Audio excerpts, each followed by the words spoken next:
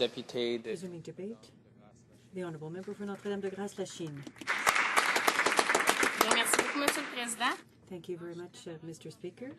I'm pleased to have an opportunity to rise to speak to motion 422, standing in the name of our colleague for Random Buren St. George. This is proof that we can use a slogan that we had adopted during the last party, that we can work with other parties. This is something that we will be supporting.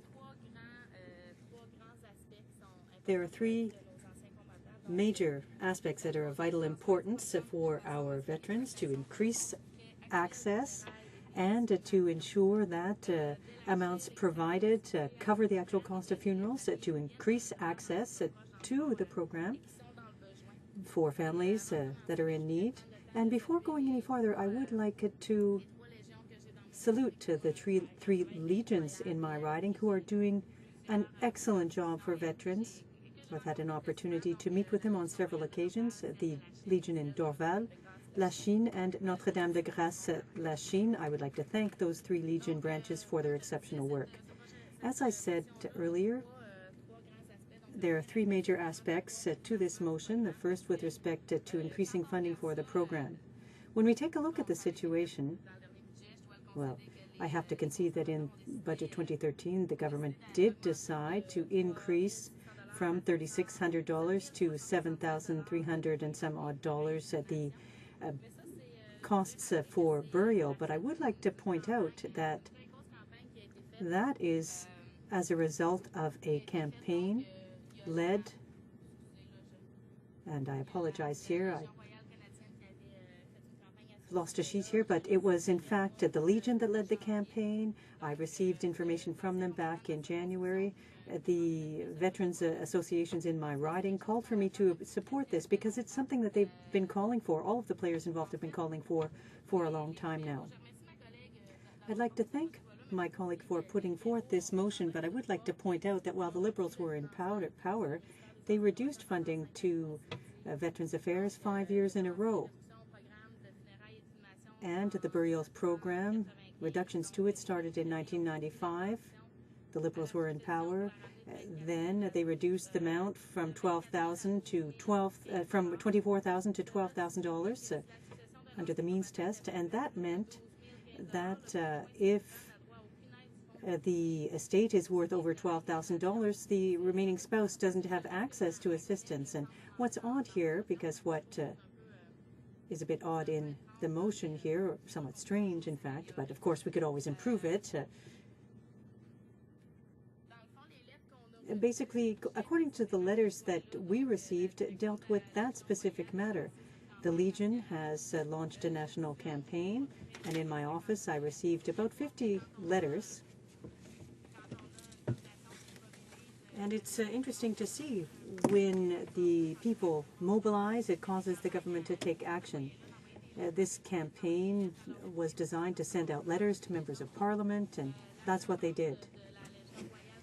These asks from the Royal Canadian Legion,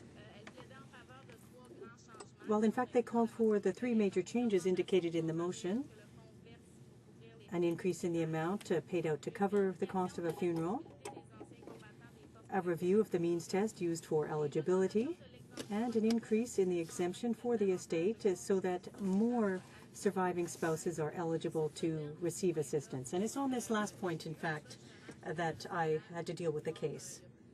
There was a woman who came to my office last fall. She came to see me because, unfortunately, her spouse, who was a veteran, had passed away. And she said, "Ms. Morin, I don't know what to do because I'm not eligible. I can't receive assistance. Our assets are over $14,000, and that is still below the poverty line." They weren't rich at all. She was a woman who lived in an apartment in Lachine. She had a car, but she had set aside a bit of money, but it was really unfortunate because the Last Post Fund couldn't provide any assistance for her. Her husband, former husband, had left about $14,000. And it's really funny to see that prior to 1994, when the Liberals were in power, the amount was at $24,000. They reduced it, and now it's $12,000. It was reduced by 50%, and this woman was at her wit's end. She'd lost her husband, facing a very difficult situation, and she came to my office to ask me if I could help. Now, of course, I can't start handing out money to everyone who comes to see me, but I found the issue very difficult to deal with. But what the government's saying to these people is, well, it's just too bad. And that's very unfortunate. It really touched a nerve for me, and it's very difficult to live on that, with that much money. And these, in fact, are people who have defended our country. They represented Canada during peacekeeping missions. They gave time and, in many cases, their lives for this country during times of war, in response to disasters. Now, of course, what they did was represent their country abroad and even here in Canada. But in the end, we don't even provide them with the assistance they need to have a decent funeral. It makes no sense, but I'm glad to see that in the Conservative budget, at least they almost doubled. Well, they doubled the fund, but I think we have to go further.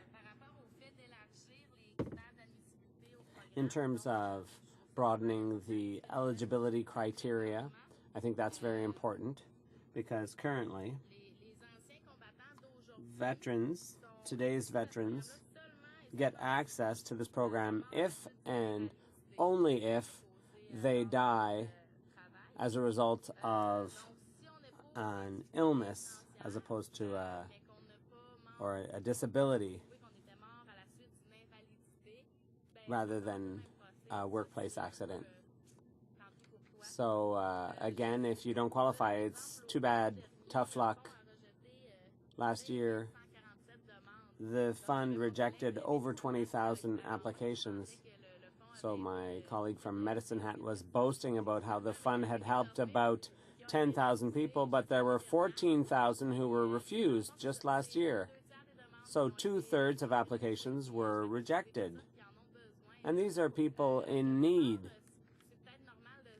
Perhaps it's only to be expected that if you're rich, the Government of Canada shouldn't necessarily be on the hook for your funeral costs or your burial costs, the cost for your deceased spouse. But when you're low income and someone's just died, and then you're told, well, thanks, if it's the husband or the father or whatever, we can't help because he didn't die of a disability. That's a bit frustrating. I see my time's running out pretty quickly, but I'd like to just come back to a quote on the which I found on the internet.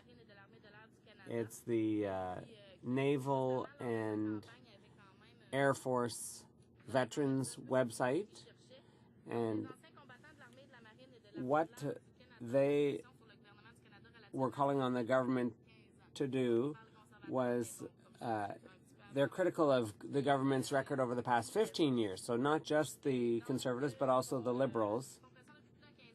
So they've been pressuring for 15 years. Since 1998, they've been calling on the government to make up for the shortcomings in this program. Veterans organizations have collectively raised this issue year after year, and the gap between the necessary funding and the authorized funding continues to grow. Veterans are frustrated and disappointed by the inaction of successive governments. So they launched a letter campaign. And since I only have a few seconds left, I'll just wrap up by saying that, of course, we'll support this bill, or this motion, rather. It's a good motion. What I wanted to highlight was that, to our minds, the program has been underfunded for years.